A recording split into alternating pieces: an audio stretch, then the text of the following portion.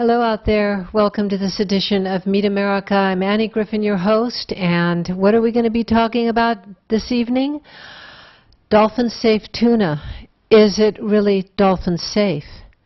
You know, so many of you have worked so very hard to make sure that these labels are honest and that the tuna that you're eating isn't killing dolphins. So we need to look at the truth and find out exactly what is dolphin safe. Thanks for watching.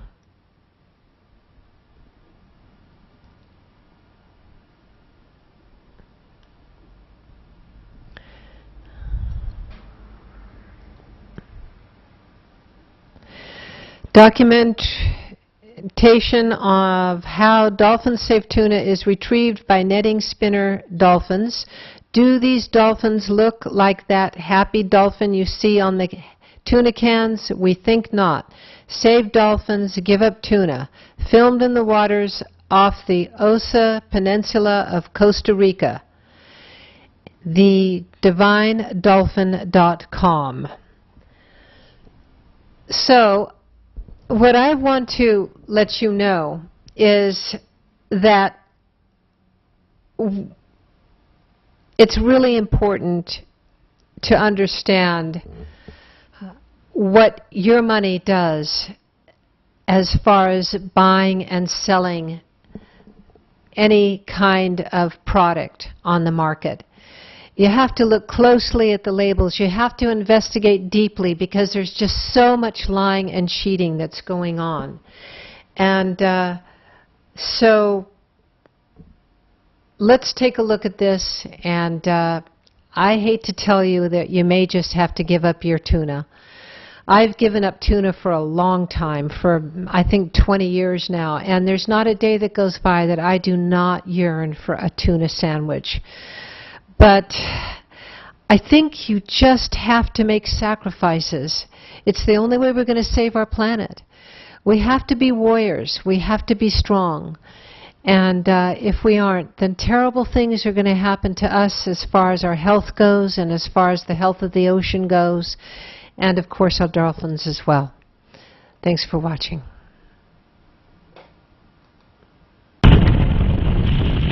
So this is the same boat we saw with the dolphins yesterday, the Taurus Uno. Has a helicopter there, that's how they scout out the dolphins. I'm sure they're not happy to see us again.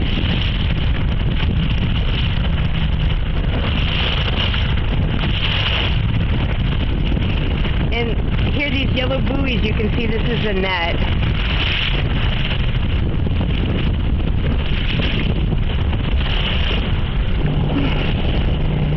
Okay, you can see the dolphins over here. Beautiful spinner dolphins, stuck again. Probably the same ones that had this treatment yesterday. Okay.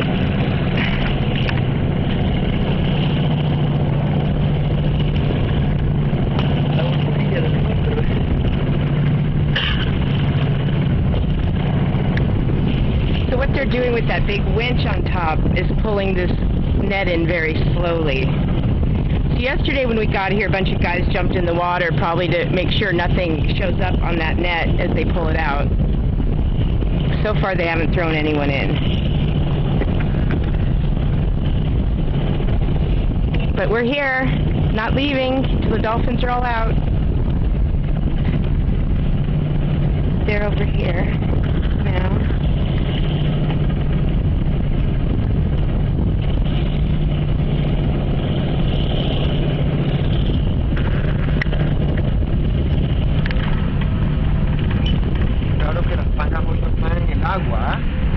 Bueno, ayer entraron en la agua cuando ya está media la cosa dentro, pero no, mira, no están todavía intentando sacar los delfines.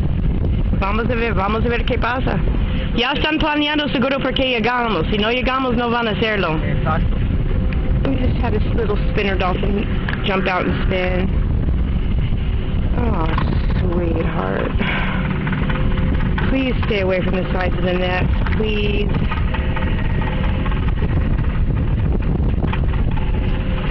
little yellow speedboats were pretty much already put away when we got here, but since we're here, it looks like they're gonna start trying to do the back down procedure again, the dolphin safe procedure that totally freaks out, kills, and maims dolphins.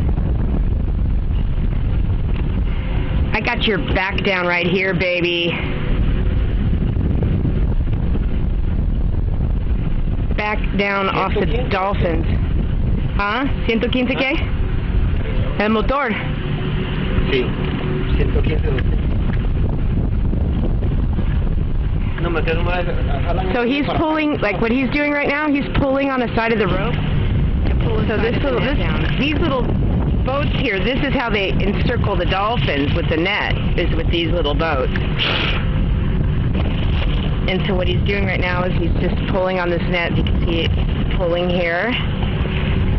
And eventually they'll try to get it, a part of it to go underwater. But it's so shallow, the space, that they give the dolphins to swim because they don't want to lose even one tuna, that the dolphins are really hesitant to swim over it, and they have to get behind them and chase them out.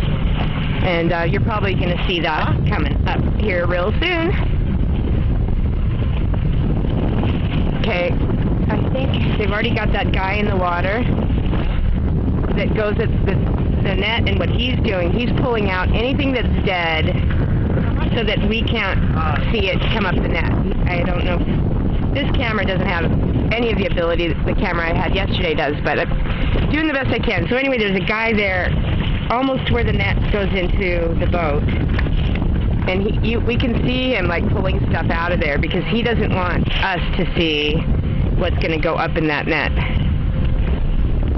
Sorry, I took a bite of some almonds. My mouth is full. But they're, watch, they're starting to throw guys in the water now.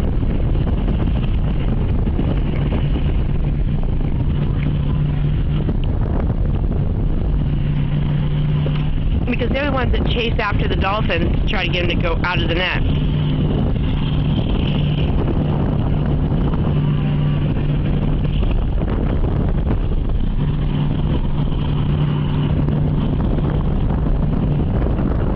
So there's some guys swimming inside now. Their job is to force the dolphins out.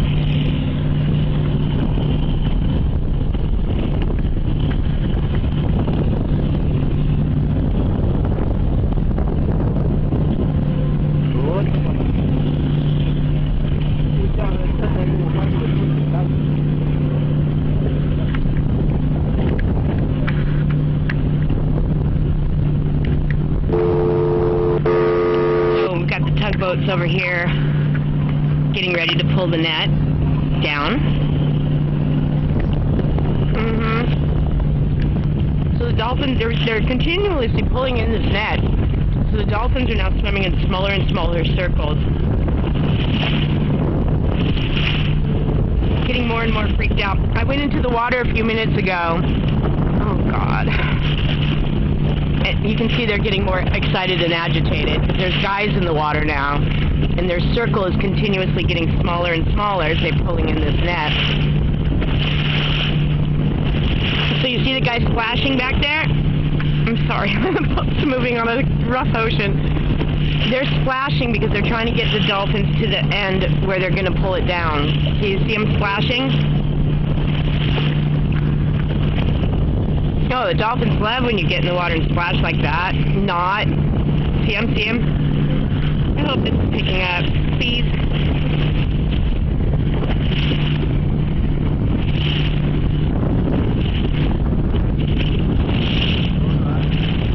So, these guys have these hand signals. I think what they just told them to do is keep pulling in the net. There's a guy in here with mask and snorkel on. There's the dolphin.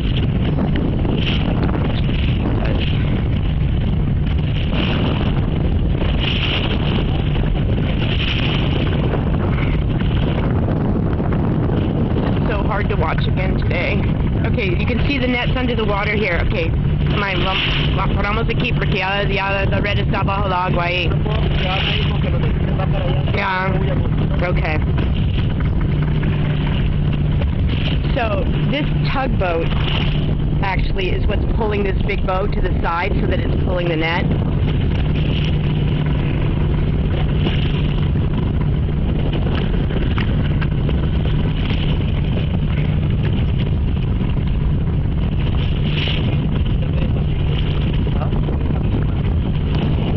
So what these guys that are doing that are splashing here, try to get in as you can see, is they're keeping the dolphins from going towards the boat. They want them at the back of the net where it's open.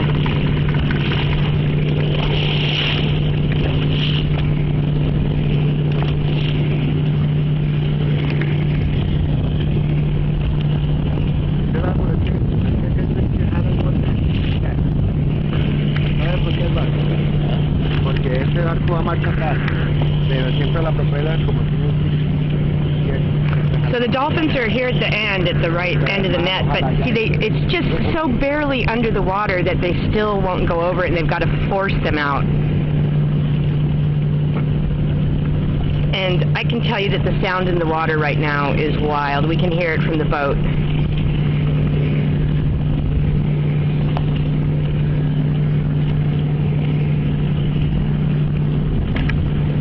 Sorry this is blurry sometimes, guys. I'm doing the best I can here.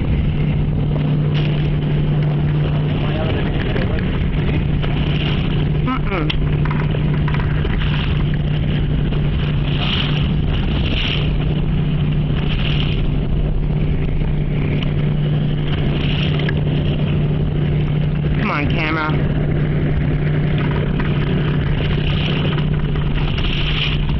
So you can see that the net, I hope you can see, that the net's underwater here at the back. You've got these guys splashing so the dolphins don't come towards the boat and instead stay here at the back. Pero, ya tienes que hacer algo para poder grabar. Por lo menos hacer una vuelta, porfa.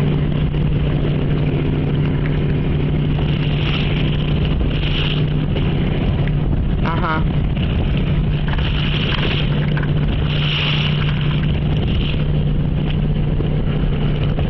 So these guys are keeping the dolphins from swimming. See, now instead of a big circle, it's a long line, and they're making it even thinner today than yesterday, so that the dolphins don't keep swimming past them.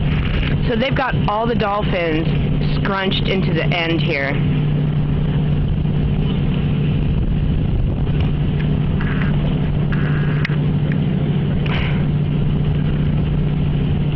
This is a much smaller group of dolphins than yesterday. Es mucho menos delfines que ayer, ¿verdad? Mucho menos que ayer. Okay, they've got this really thin now. They've done it totally different today. I think they got in trouble for yesterday. They probably were really out of practice of how to get the dolphins out. Because now they've got it really thin so the dolphins can't swim by them. Está súper diferente que ayer, ¿verdad? Ya tienen, es mucho más delgado la cosa tienen para que los delfines no pueden salir de ellos. Some of them just got out. Some of them just got out. Some of them just got out. Yeah, baby. Oh, go. This is about a third. Oh God, you guys. Go free. Get the fuck out of here. Swim far, swim low, swim fast, get out.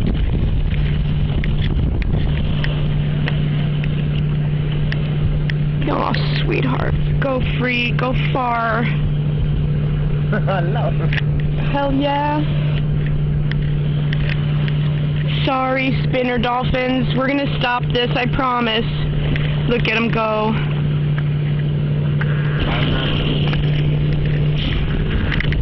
Oh, dolphins coming out this way too.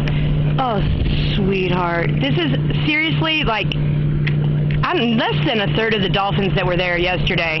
This was like one little group that they let out yesterday. You're free, go!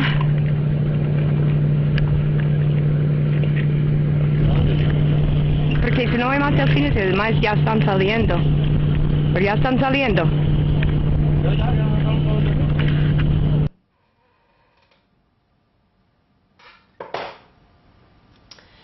So that's how your dolphin-safe tuna is being caught, when it's being observed by a third party, like that very caring woman was out there doing.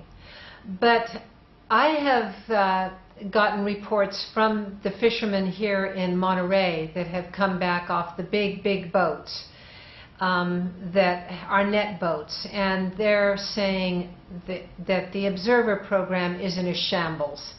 That the observers themselves are either sleeping half the time, or seasick, or they're just being paid off, or they're afraid.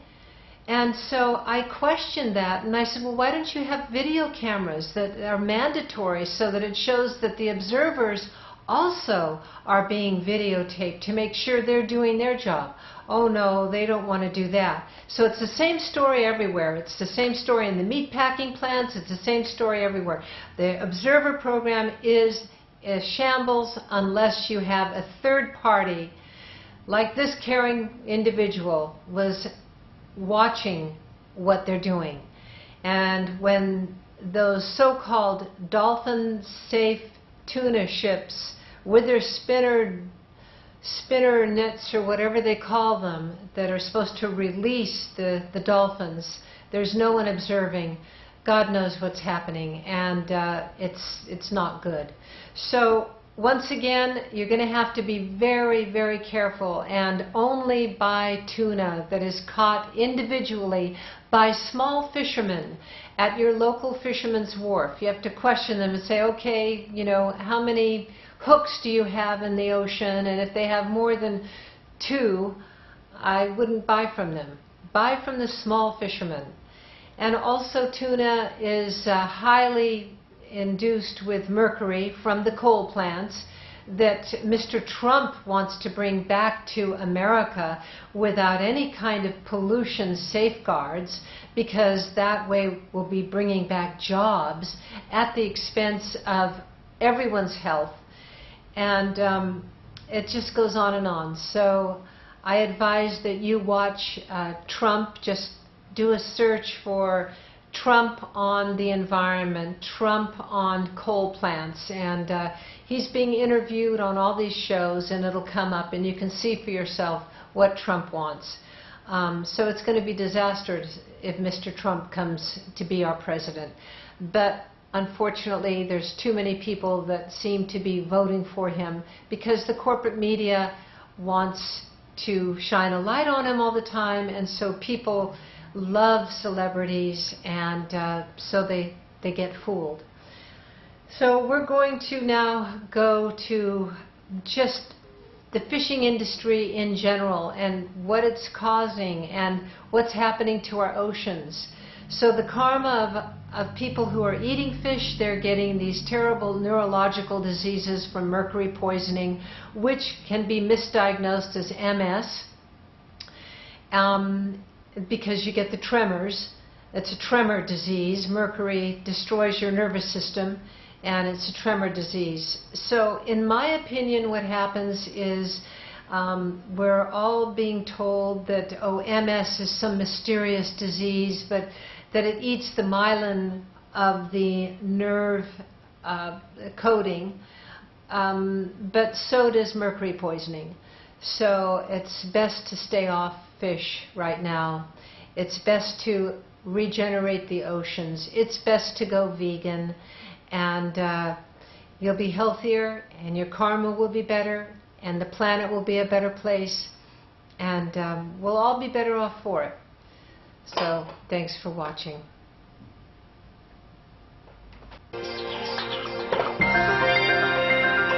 After multiple condemnations from the World Trade Organization, it's time for consumers to realize that U.S. dolphin-safe labels are a fraud cooked up by special interests. So says my guest, K. William Watson, a trade policy analyst with Cato's Herbert A. Stifel Center for Trade Policy Studies. Bill, thank you so much for talking with us. And you say that the problem is that the law defining dolphin safe is actually designed to mislead consumers about the fishing methods used to catch tuna. Talk about that. That's right. There is one way that you can catch tuna in one part of the ocean. And it's the part of the ocean where the Mexican fishing industry operates. It's the eastern tropical Pacific. And in that part of the ocean, the tuna schools and the dolphins swim together. And so what tuna fishers do is that they'll find the dolphins, basically, and then set nets around the dolphins.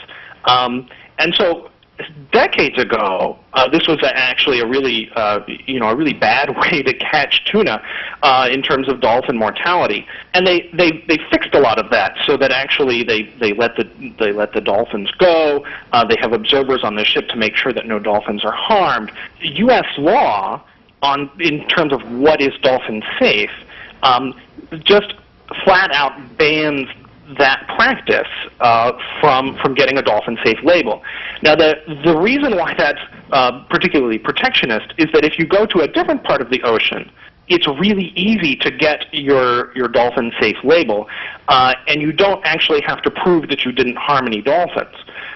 So the label is really more about using a particular fishing method than it is about whether dolphins were actually harmed. And the consequence of that, right, is that the Mexican tuna brands are kept basically entirely out of the U.S. market because grocery stores don't want to sell tuna that isn't dolphin safe.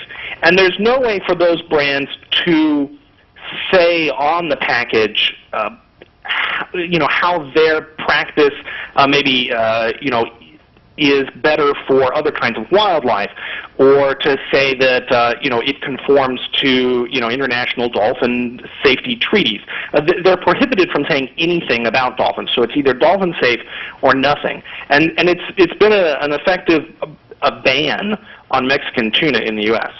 And so, in your mind, what is the best tuna fishing practice available right now? And it sounds like it's pretty expensive, I'm guessing. Yeah, it's always a trade-off, right? I mean, the way to catch fish without any bycatch is basically to use a fishing pole and catch the fish one at a time. It's not the sort of thing that you're going to see mass market, cans of cheap tuna do. But, there's always a trade-off even for consumers that are concerned about dolphins or sharks, right? There's an amount of money they're willing to spend on that. And so maybe it's the more options they have, the more they can decide for themselves how much money they want to spend for these eco-conscious practices. And it's not clear that dolphins are the only thing that people would worry about, and so the dolphin safe label actually obscures people's ability to make those kinds of choices. So would the solution then be dolphin safe, kind of dolphin safe, the best that we can do dolphin safe? Is that different grades of dolphin safe tuna?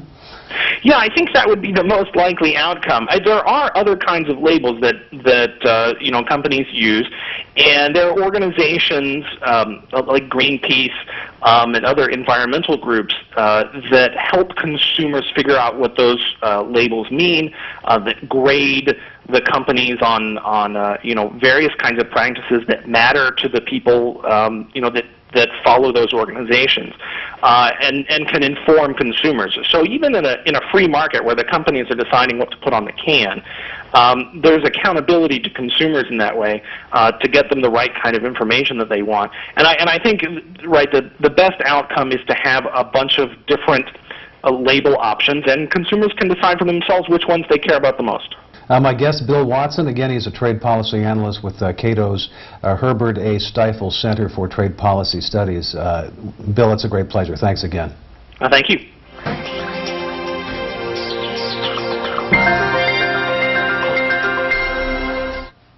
This is the science of mercury and mercury poisoning in 60 seconds. We've all heard that too much mercury exposure, especially from fish, can be bad for us. Just like an Entourage star Jeremy Piven's close call back in 2008. But liquid mercury was used as far back as 3,500 years ago and was found in Egyptian tombs. It's also called Quicksilver, like the X-Man character, because it's fast-moving and surprisingly heavy. Originally named after the wing-footed Roman god and our fastest-moving planet. It's found in old glass thermometers and new fluorescent bulbs, so if one breaks, don't breathe in the fumes. But why is it dangerous? Mercury can be absorbed through unbroken skin, ingested, or inhaled, and over time it can lead to health problems and even death. It gets into our water sources and oceans through coal smokestack fumes, along with other poisons. so people that live near the coast or an industrial area are at higher risk. Mercury poisoning can lead to problems with our blood, kidney, and even our brains. And pregnant women need to be extra careful because it can cause severe brain damage in developing fetuses. It's so toxic that an old chemical weapon antidote used in World War II is actually used still to treat serious cases of mercury poisoning. And that's Science in 60. For more Science in 60 seconds, click the subscribe button. And we'll see you next time. This study provides the first direct evidence that low-level mercury exposure is indeed a precipitating factor that can initiate this neurodegenerative process within the brain.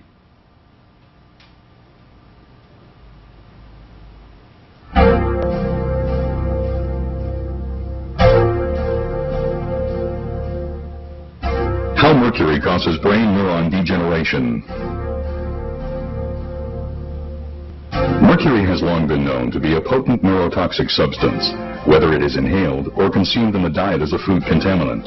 In 1997, a team of research scientists demonstrated that mercury vapor inhalation by animals produced a molecular lesion in brain protein metabolism, which was similar to a lesion seen in 80% of Alzheimer-diseased brains. Recently completed experiments by scientists at the University of Calgary's Faculty of Medicine now reveal, with direct visual evidence from brain neuron tissue cultures, how mercury ions actually alter the cell membrane structure of developing neurons. To better understand mercury's effect on the brain, let us first illustrate what brain neurons look like and how they grow. In this animation, we see 3 brain neurons growing in a tissue culture, each with a central cell body and numerous neurite processes. At the end of each neurite is a growth cone where structural proteins are assembled to form the cell membrane. 2 principal proteins involved in growth cone function are actin, which is responsible for the pulsating motion seen here, and tubulin, a major structural component of the neurite membrane. During normal cell growth, tubulin molecules link together end-to-end to form microtubules, which surround neurofibrils, another structural protein component of the neuronal axon. Shown here is the neurite of a live neuron isolated from snail brain tissue, displaying linear growth due to growth cone activity. It is important to note that growth cones in all animal species, ranging from snails to humans, have identical structural and behavioral characteristics, and use proteins of virtually identical composition. In this experiment, neurons also isolated from snail brain tissue were grown in culture for several days, after which very low concentrations of mercury were added to the culture medium for 20 minutes. Over the next 30 minutes, the neurite membrane underwent rapid degeneration, leaving behind the denuded neurofibrils seen here. In contrast, other heavy metals added at this same concentration, such as aluminum, lead, cadmium, and manganese, did not produce this effect. To understand how mercury causes this degeneration, let us return to our illustration. As mentioned before, tubulin proteins link together during normal cell growth to form the microtubules which support the neurite structure. When mercury ions are introduced into the culture medium, they infiltrate the cell and bind themselves to newly synthesized tubulin molecules. More specifically, the mercury ions attach themselves to the binding site reserved for guanosine triphosphate, or GTP, on the beta subunit of the affected tubulin molecules. Since bound GTP normally provides the energy which allows tubulin molecules to attach to one another, mercury ions bound to these sites prevent tubulin proteins from linking together. Consequently, the neurite's microtubules begin to disassemble into free tubulin molecules, leaving the neurite stripped of its supporting structure. Ultimately, both the developing neurite and its growth cone collapse, and some denuded neurofibrils form aggregates or tangles, as depicted here. Shown here is a neurite growth cone stained specifically for tubulin and actin, before and after mercury exposure. Note that the mercury has caused disintegration of tubulin microtubule structure. These new findings reveal important visual evidence as to how mercury causes neurodegeneration. More importantly, this study provides the first direct evidence that low-level mercury exposure is indeed a precipitating factor that can initiate this neurodegenerative process within the brain.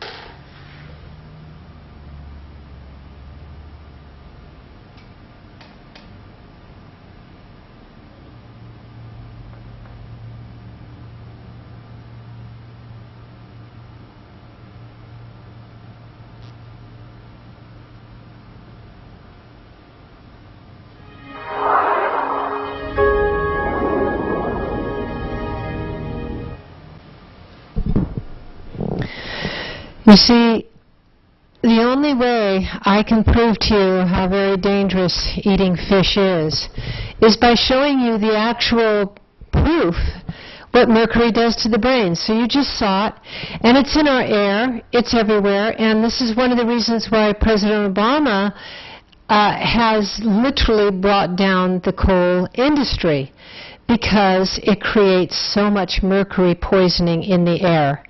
And this is one of the reasons we have such a huge percentage of our elderly getting Alzheimer's and dementia. And the doctors aren't really talking about this, you know? And so unless you educate yourselves, unless you listen to programs like this and get the information, you're going to continue damaging your brain. And it's a tragedy. It's a tragedy. So you see, the karma comes back in so many ways, and whether it's meant to or not, it is a justice. We're eating too many fish. We're allowing the fishing industry to have these so-called observer programs that don't really work, and the fish are literally becoming extinct. There's so many species that we're not even aware of. They're just extinct from overfishing. And so as you eat and munch away and not even think about anything, you know, except, oh goody, another tuna sandwich, and it's cheap and it's there, it's damaging your brain and it's damaging your offspring. And then when you have an autistic baby, you go, oh my God, and there's really no help for you out there, you know.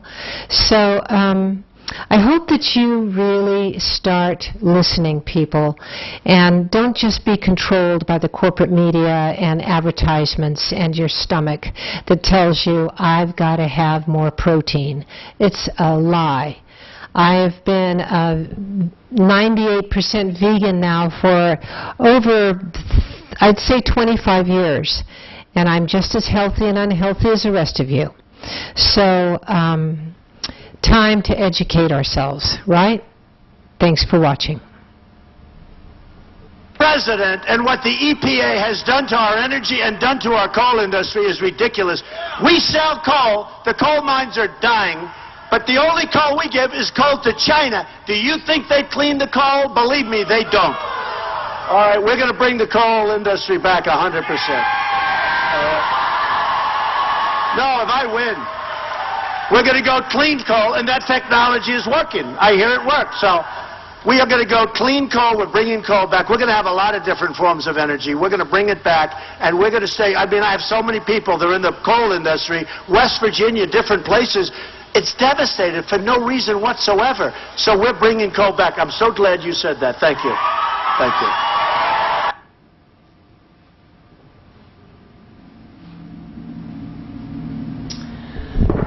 He's bringing coal back because he's heard that there's such a thing as clean coal. Yeah, just like there's such a thing as honest observers on these dolphin-safe tuna labels. You know, I mean, this man does not know what he's talking about, but he'll say anything to get elected. And he probably will get elected because the American people, I hate to say it, but I'm going to say it, are stupid enough to elect such a man. You have to be really, really stupid to believe that this man, who doesn't know what he's talking about on every level, is going to save your ass, and that you're going to get his money. It's beyond me. It's beyond me that anyone could vote for this man. But nothing surprises me anymore in this country. So let's take a look at what clean coal does besides blowing up mountaintops. He doesn't understand why coal is getting outlawed. It blows up whole mountaintops. It destroys whole ecosystems and towns and valleys and the pollution, because the coal plants do not want to spend the money to clean up the release of the emissions from the coal plants. It's too expensive. So they can't create these new so-called clean coal plants unless they spend millions and millions of dollars, which they don't want to do because the CEOs need their millions for their fancy houses and cars. So, and the stockholders, you know, and all that. So it's not going to happen. It's a big lie, like everything else. Just a big lie. Don't believe them for a minute. Okay, now we're going to hear it from the other side, the coal industry, and what they're trying to sell us. Clean coal.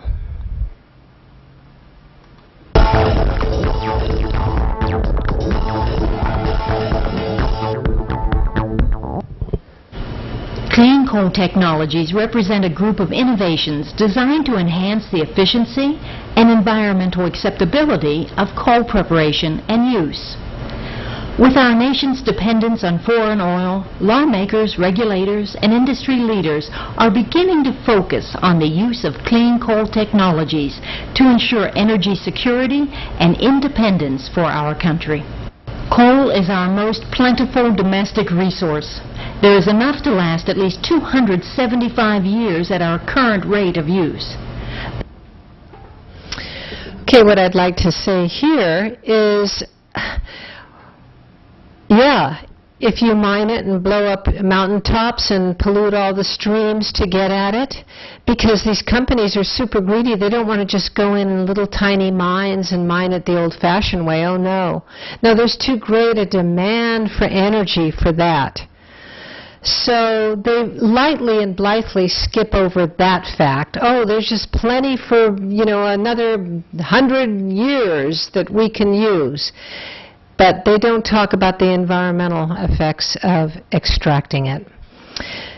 And also the fact that we have solar, and solar across all the rooftops in America, which is the Arco Solar plan a long time ago in '85. Arco Solar, an oil and gas company, because of Jimmy Carter's tax subsidies to oil companies that were willing to look into other technologies that were cleaner, gave them these tax subsidies. And so Arco Solar came up with a great plan to put solar on rooftops all across America. And it's really important to know, folks, that solar does not need sunlight anymore. The solar panels work on light alone. So it can be a foggy day. And I happen to be proof of that because I have one on my roof of my boat. And it works beautiful, whether it's in fog or sunshine. I get a full battery charge all day long. So, you know, they're trying to sell you on clean coal just like they tried to sell us on clean nuclear power. It's the same old thing. And we've got to say to these industries, take the money that you want to invest in coal and instead create jobs for solar energy and wave technologies. They have all these new wonderful ways to go, but they're not going to go unless we demand it. So we're going to look again at what Trump wants to do with solar. Well, this week marks the anniversary of the atomic catastrophes on Hiroshima and Nagasaki, Japan. Today, Japanese attention turns to other nuclear concerns. Tensions in Japan are rising over the radioactive water leaking into the Pacific Ocean from the country's crippled Fukushima Daiichi nuclear plant, which was devastated by the earthquakes and tsunami of 2011. Joining me now in studio to discuss the radioactive leak is Paul Gunter, director of the Reactor Oversight Project at BeyondNuclear.org. Thank you for being here, Paul. We really appreciate your presence. Now, I'm going to start off by asking you, can you tell us how long the contaminated water has been, how long the contamination has been leaking into the water? Very likely since the explosions and the meltdown at Fukushima Daiichi in March of 2011. Wow, that is quite a long time. Now, how much And what sort of radiation is leaking into the Pacific? I know there's all different types, so if you can explain that in a little detail. Well, clearly what we've seen now is the movement of radioactive hydrogen, tritium, which is a mobile radioactive isotope, but clearly radioactive cesium, 134, 137, strontium-90. We're seeing a full range of radioactive contaminants now moving, which indicate that the damaged cores of these reactors, the meltdowns themselves, are now contributing to the contamination of the Pacific Ocean and groundwater that's moving at about a rate of 300 to 400 metric tons per day. So, but these numbers are really only approximations and will vary, but clearly a lot of radioactivity is moving through groundwater into the ocean. Now, why is the plant continuing to leak? You'd think they would have, or maybe they already have, taken steps to contaminate some of this leakage. Well, they have, you know, TEPCO, Tokyo Electric Power Company, put up a temporary wall between the reactor wreckage and the ocean, but this has really acted nothing more than just like a dam, so that the water is building up behind the dam, and now it's breached the dam, it's spilling over, and the radioactive contamination is moving into the Pacific. But you know, right now we're seeing the Japanese government is in chaos. The fact that the revelation of this extensive contamination is coming now more than 2 years after the accident occurred indicates that it's completely out of control. And the command and control is in chaos in Japan right now. And really the big question is, why aren't they calling international aid to address the radioactive contamination of the Pacific Ocean? Why do you suspect they aren't calling international aid? The problems are, I think, clearly that there's no transparency, and the government and the industry, as documented by the Japanese Diet, their Congress, is that there's been a collusion all along. And so what we're seeing is a veil being drawn over the accident to promote an agenda for the restart of these reactors in Japan, and to try to contain the bad news rather than the radiation. That's very concerning, because the radiation is much worse than just the news itself. Now, what can be done beyond these dams that you mentioned before in terms of contaminating the leakage? Well, you know, in order to contain the leaks, we have to isolate the radioactive waste. But indications are right now that the reactor structures themselves have been breached. It's very likely that some of the radioactive material, the melted cores, have moved into the earth, and so it's beyond containment right now. I think that's the tragedy that we see unfolding as Fukushima's radioactive water crisis is only beginning.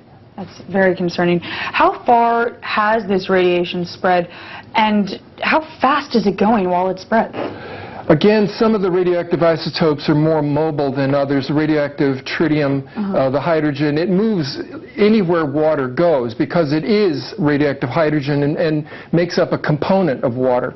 So the spread of the contamination is only going to be as effectively monitored as the technology is out there. And frankly, we don't know the full extent. Nobody really knows the full extent of the contamination at this point as it moves through not only groundwater but also through the atmosphere and into ocean currents. So we're in a very grave situation right now, as the Japanese government has declared this is a new radiation emergency coming out of a worsening situation at Fukushima Daiichi. Now, what does this mean for the people of Japan and around the world? I think that certainly the concern right now is that the people of Japan want more transparency into what their government is or is not doing about this uncontrolled radioactive catastrophe. The meetings that are going on right now between industry and government are behind closed doors. So the Japanese people are asking for more transparency to get a better understanding of just how out of control this whole situation is. And that's going to be true for New Zealand, for Taiwan, for Korea, for China, for all the immediate Pacific nations, but ultimately it raises concerns for radioactive contamination in the ocean currents in the Pacific. Well, very concerning. We appreciate your insight into this. Thank you for joining me here today. Thank you. That was Paul Gunter, Director of the Reactor Oversight Project for BeyondNuclear.org. Hey, what up, everybody?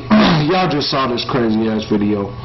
King JB, I actually got another article on my region, too, and that's why I'm in this little-ass box that you see. But at the end of the day, I'm going to talk a little about... anyway, I'm going to go ahead and talk about this video real quick. This is the problem. And in no way is this an insult to the people of Japan, but Japan is just a fucked up place when it comes to our oceans. You look at all the illegal whaling that they do. I mean, you can see it on Whale Wars all the damn time. And then, same thing here. All this radiation, they're more concerned with the story getting out than they are with actually stopping the fucking radiation. I think most of America and most of the sheep that's out there, they don't pay attention enough to even know what the fuck just happened. To know that the Pacific Ocean is filled with radiation. Barrels and barrels barrels and barrels tons and tons, every day, is being pumped out into the damn Pacific Ocean. And for some reason, some of you assholes don't even care. Don't even know. All this damn information is on this internet, and some of y'all just don't know. I've never understood that. But anyway, with that being the case, you know, watching this video saddens me, because I always said, you know, since I heard it, I was like, this is 2 years ago this happened. I said, man, this shit's going to come back and bite us in the ass. It's going to tear the oceans up. And now I'm glad to say I don't eat seafood, and I never have. I don't fuck with seafood. And now I'm glad I don't.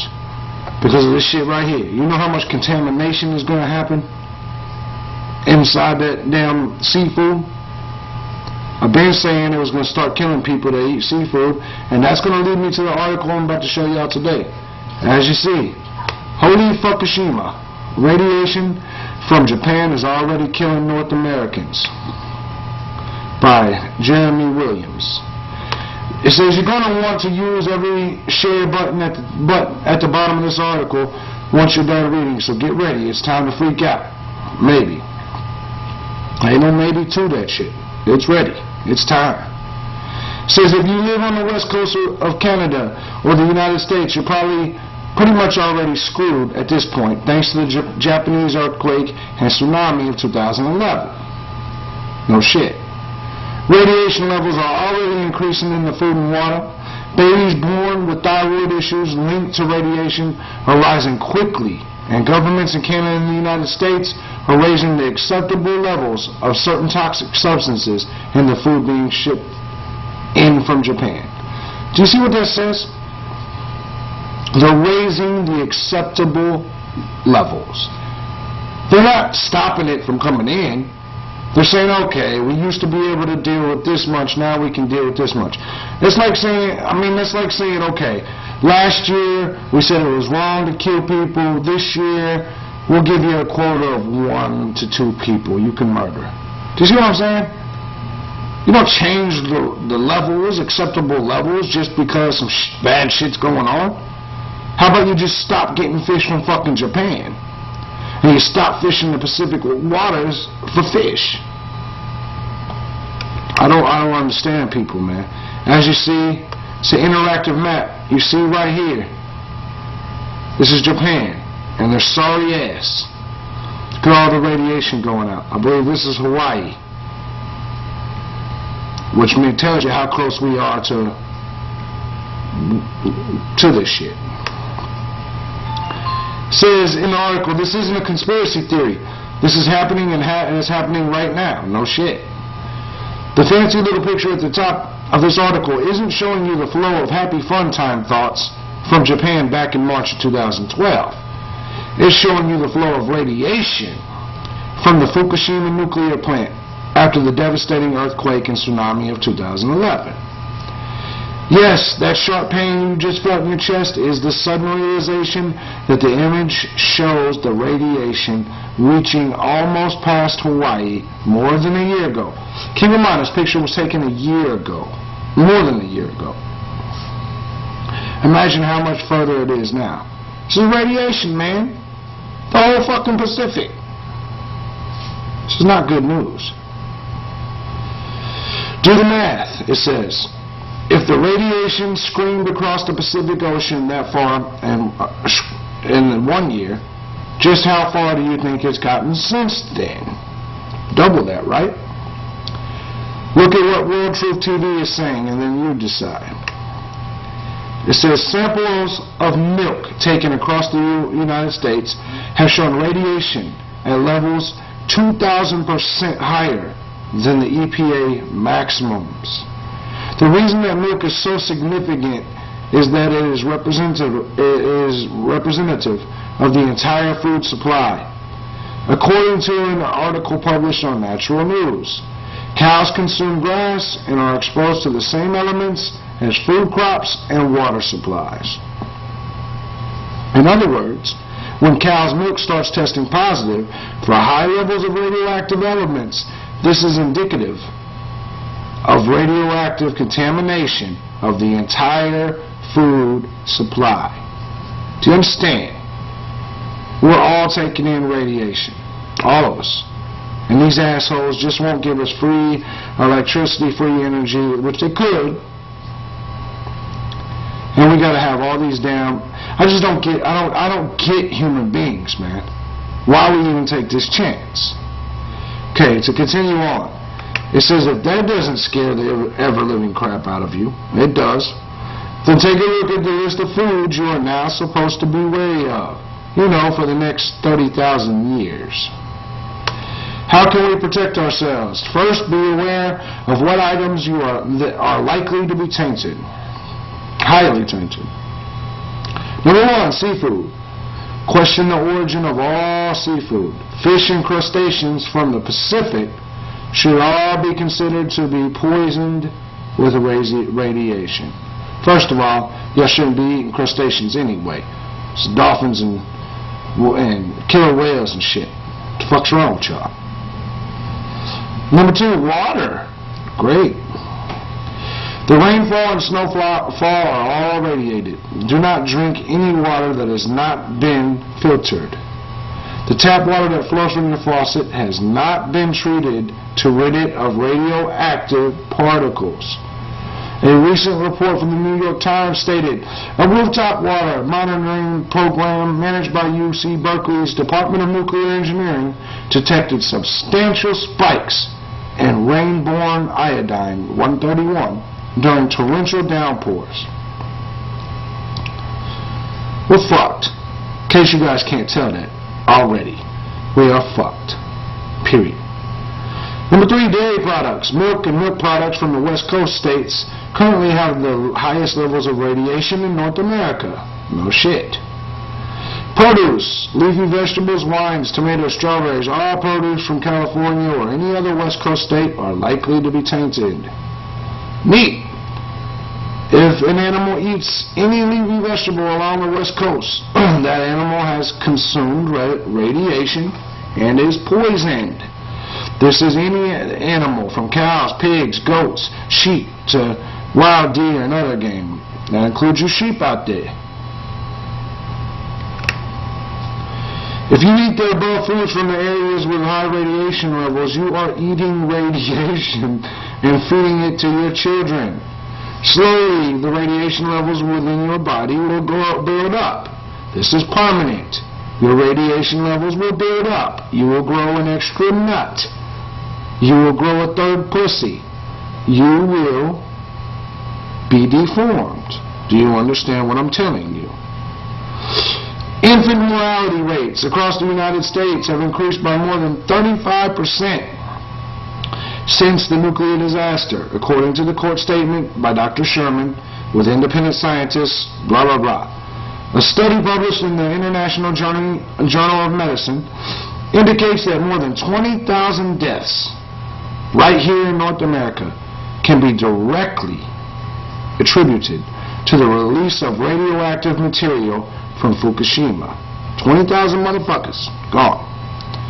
Radioactive isotopes of the type released from Fukushima have a half-life of 30,000 years.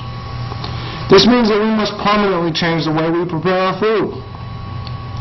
Wash your hands with soap and rinse it with filtered water. Be aware of the origins of your vegetables, fish, game, and seafood. Keep abreast of radiation levels to help monitor where your food is acquired. Use only filtered water for drinking, cooking, and ice.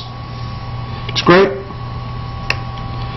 I don't know about the rest of you, it says in the article, but that one-way trip to colonize Mars is looking pretty damn attractive right now. No shit. Or that pink planet I just posted a story about. Go to that motherfucker too. Some of y'all need some damn sun. Anyways, I may even be wrong now I think about it. But anyway, the bottom line here is you gotta see what's going on, man. I'm not making this shit up. You don't believe it? Research and Google the shit yourself. We all know about the Fukushima disaster. And now we got nuclear plants in San Diego fucking up. We got nuclear plants all over the place fucking up. When are we going to get our mind right? Humans.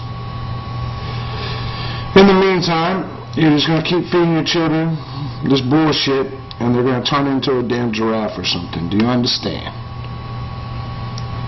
Probably not. Oh well. At the end of the day, I'm done.